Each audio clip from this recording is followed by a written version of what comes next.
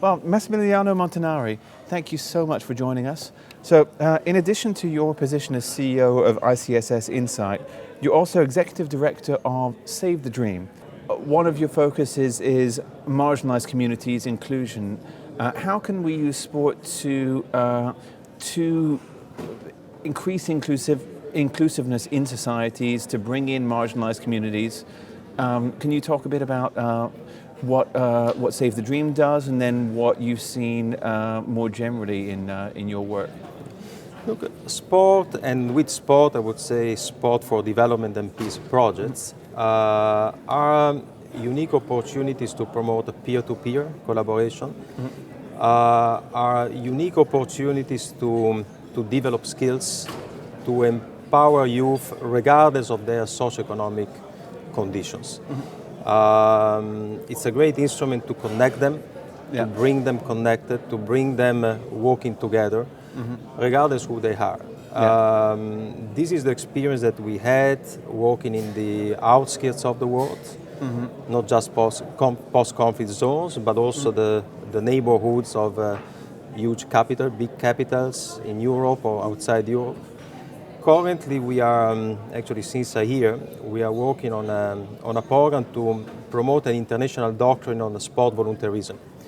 So basically now we are promoting the concept of volunteerism as a way to develop skills of youth, as a way also to match youth with possible job opportunities that could be generated by the world of sport, such as deployment in the context of major sporting events, or in deployment also in sport for peace and development projects.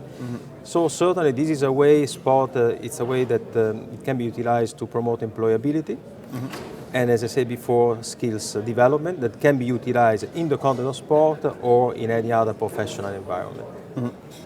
Can you talk about how sport can inspire girls and women? Well, sport, it strongly enhances self-esteem in those who are practicing it, including girls. So it can teach since the very, let's say, early stages, both girls and boys, that they have fair, let's say, dignity, same rights, same opportunities. So it brings them together. There is something I would like to underline, that in our sector, which is the sector of sport for peace and development, probably nowadays the main leaders in our sector are women. Probably the most active sport for peace activists nowadays, also operating in very difficult contexts and zones, are nowadays women. So I think we are now witnessing something beautiful, is that sport is not only creating a benefit for young girls and young women, but at the same time we have now actually a very, let's say, big movement of women which are taking the lead to make a change in their society for the good of women and for the good of men and boys through sport. This brings me on to another interesting point that I wanted to cover with you, is the role of sport in public diplomacy. Could you maybe share some thoughts on how you think sport can play a role there? Sport plays an important role in promoting peace at all levels, from grassroots levels and the community level, as we have just discussed, but also in terms of promoting peace and dialogue between and amongst countries. This is something that the United Nations has understood since some years, and actually since 1993 the UN has adopted resolutions calling member states to observe the Olympic truce every time that an Olympic game is taking place. I think one of the strongest and the most recent examples we had about a successful implementation of the Olympic truce was the Winter Olympics in Pyeongchang, when we had the South and North Korea actually marching together.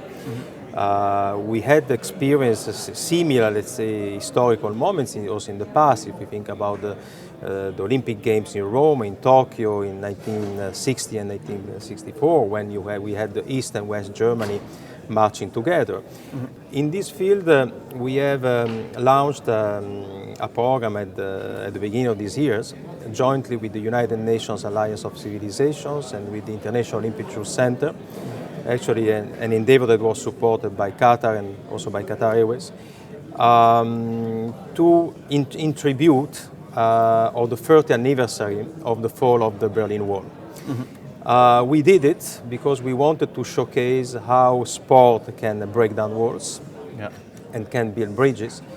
But at the same time, we also wanted to remind the international community that in the last 30 years, the situation in terms of number of wars did not improve.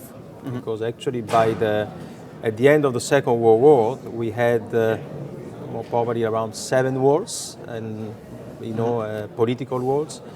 By the time that the Berlin Wall fell in 1989, we had probably 15 wars.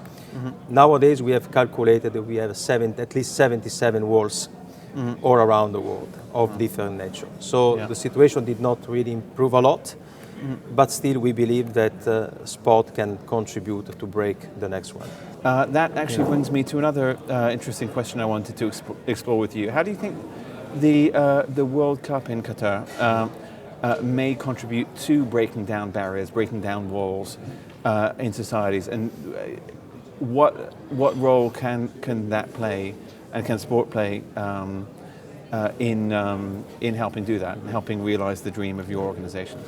Well, I believe that the fact that Qatar is hosting in a couple of years now the World Cup, it broke first of all a wall in the mind of many people, because it shows first of all that a major sporting events and a major sport for excellence like an Olympic or like a football World Cup can be hosted in this part of the world, in the Middle East. So it's the first time that a football World Cup is taking place in the Middle East. Yes.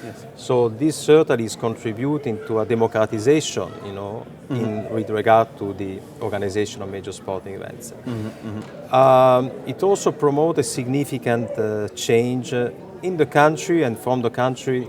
These changes will be necessarily promoted in the whole region, regarding alignment to human rights standards, labor standards. I mean, Qatar now is on the front line in terms of positive reforms in this field, as it has been acknowledged both by the UN Human Rights Commissioner and by the International Labour Office. So this will necessarily have a very positive impact, on the overall region. I would also love to mention the fact that because of the World Cup, there's been so many initiatives that has been generated by civil society in the country, which is something that is, again, somehow new, for the region. So certainly, major events are geopolitical events, and I would say that Qatar has fully embraced, the power, of these events. The Football World Cup is not the end of the journey. It's probably a mid-term report towards the full implementation of Qatar 2030 national vision, which of course is utilizing sport, not just football, but sport at large, as a very important enabler, to promote a positive change in the country at the international level. What would you see as the areas where we still need to make a lot of progress, where sport can still where a lot needs to be done still to help sport break down those barriers? Look, sport is not the panacea. Sport, like art, like food, music, it can be utilized as a tool for positive change. It needs to be embraced by leaders. So first of all, you need to have a leadership. You can utilize sport to build the new leaders, because of course when you have the opportunity to empower and to educate youth leaders, utilizing the values of sport, you might of course hope to be, let's say, better citizens and better politicians for the future. But of course what is really essential is that this concept of the sport for peace or sport diplomacy is embraced by leaders, and that there is like a real determination and will to make a positive change. If you don't have such type of will, of course, you cannot achieve so much. It worked in South Africa because we had Nelson Mandela. It worked, during the peace process between East Timor and Indonesia, because you had political leaders who wanted to achieve peace. So it has to be the result of a combination of the power of sport with, of course, the necessary international leadership. Well, thank you so much, Massimiliano. Thank you. Thank you very much. Thanks for meeting us.